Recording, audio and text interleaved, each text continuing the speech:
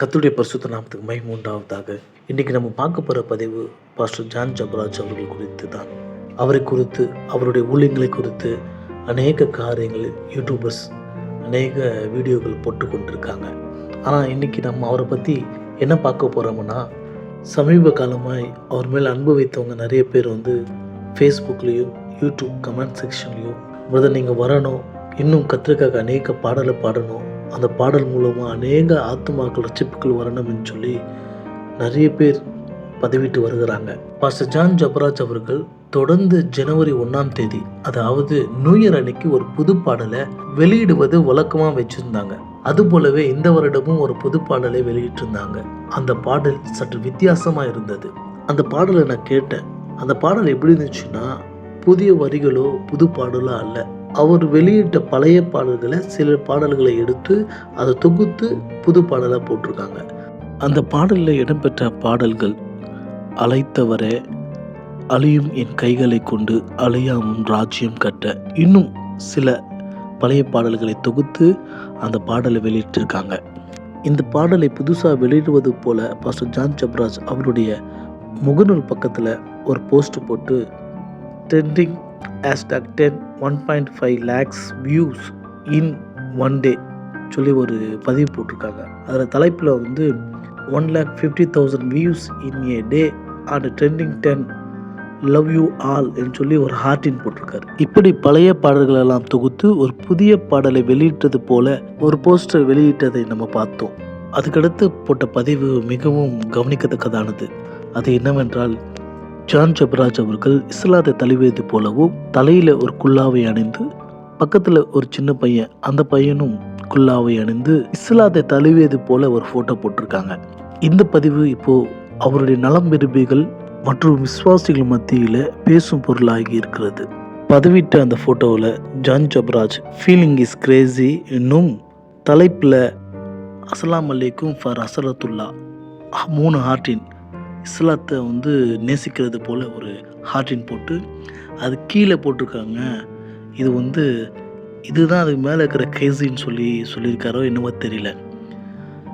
Here is the new content for the YouTubers.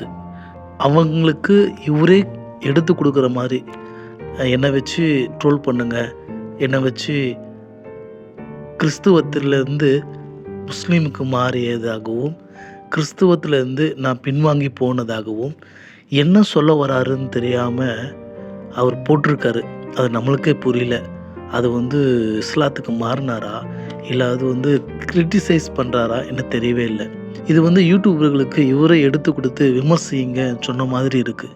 அது மட்டும் இல்லை, கமெண்ட் செக்ஷனில் போனால் ரொம்ப ஆதங்கத்தோடு நிறைய பேர் எழுதியிருக்காங்க. அதையும் பார்ப்போம். நிறைய பேர் லெட்டர் எழுதியிருக்காங்க.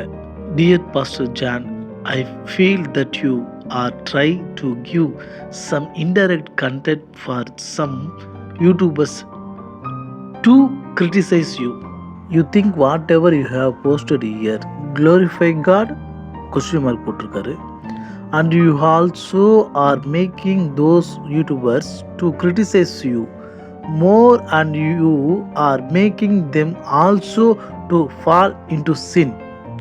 சில நம்ம சொன்னது போல் கண்டென்ட் கொடுக்குறீங்க, என்னை கேலி பண்ணுங்க, என்னை விமர்சிங்க, என்னை கிரிட்டிசைஸ் பண்ணுங்கன்னு சொல்லி அது கடவுளே க்ளோரிஃபை பண்ண மாதிரி இருக்கா என்னன்னு தெரியல நீங்கள் போடுற ஃபோட்டோஸு. அதுக்கப்புறம் யூடியூபர்ஸ் கிரிட்டிசைஸ் பண்ணுறாங்க, யூடியூபர்ஸ்லேயும் நீங்கள் பாவத்தில் தள்ளுறீங்கன்னு சொல்லி ஆதங்கத்தோடு சொல்லியிருக்காங்க. அதுக்கடுத்து கர்த்தர் உங்களை கொண்டு யூடியூபர்ஸுகளுக்கு பிழை பூட்டுகிறார் என்று சொல்லி ஒருத்தர் போட்டிருக்காங்க. அதுக்கடுத்து ஒரு சகோதரர் போட்டிருக்காரு, ஷாம்வேல் சொல்லி இந்த முஸ்லீமை தழுவியது போல் குல்லா அணிந்த ஃபோட்டோவுக்கு ஒரு கமெண்ட் போட்டிருக்காங்க. வேத வசனத்தோடு குறிப்பிட்டு போட்டிருக்காங்க. அதில் என்ன போட்டிருக்காங்கன்னா, மத்தேயு சுவிசேஷம் 10ஆம் அதிகாரம் 33ஆவது வசனம், மனுஷன் முன்பாக என்னை மறுதலிக்கிறவன் எவனோ அவனை நான் பரலோகத்திருக்கிற என் பிதாவின் முன்பாக மறுதலிப்பேன். அதுக்கடுத்து ஒரு சகோதரி பதிவிட்டிருக்காங்க, actually this is not good example for a pastor, right? And God don't like this என்று பதிவிட்டிருக்காங்க. அதாவது ஒரு போதகர் இது போன்ற முன்னுதாரணமாக இருக்கக்கூடாது என்றும் இது கர்த்தருக்கு பிடிக்காது என்றும் பதிவிட்டிருக்காங்க. இது போன்ற அநேக அவருடைய நலம் விரும்பிகள், விசுவாசிகள், ரசிகர்கள், கிறிஸ்துவ மக்கள் கமெண்ட்ஸில் அவங்களுடைய ஆதங்கத்தை, அவங்களுடைய விருப்பத்தை தெரிவித்து வருகிறார்கள். அதே ஜான் ஜபராஜ் அவர்கள் இன்னொரு போஸ்ட்டை வெளியிட்டிருக்காங்க. அதில் புதிய பாடலாக வெளியிட்டேன்னு சொல்லி நம்ம ஃபஸ்ட்டு பேசியிருந்தோம்ல, அதே போஸ்டரை 2 லட்சம் பார்வையாளர்கள் பார்த்துருக்காங்கன்னு சொல்லி ஒரு புது போஸ்ட் ஒன்று போட்டிருக்காரு. இதுதான் ஜான் ஜபராஜ் அவர்களுடைய ஃபேஸ்புக் பேஜில் புதிய அப்டேட்கள்.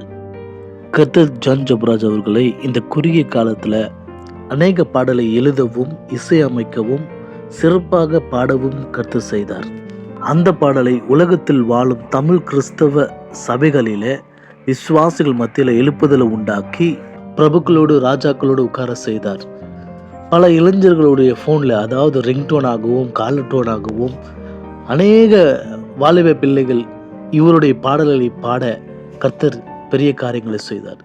இப்பேற்பட்ட ஒரு ஊழியக்காரர், சில சறுக்குகள் மனிதர்களுக்கு உண்டாகும். அந்த சறுக்கிலிருந்து மீண்டும் கர்த்தருக்காக நின்று இவர் மூலமாக அநேக ஆத்துமாக்கள் ரட்சிக்கப்பட பாஸ்டர் ஜான் ஜபராஜ் அவர்கள் மீண்டு வர நாமும் பிரார்த்திப்போம்.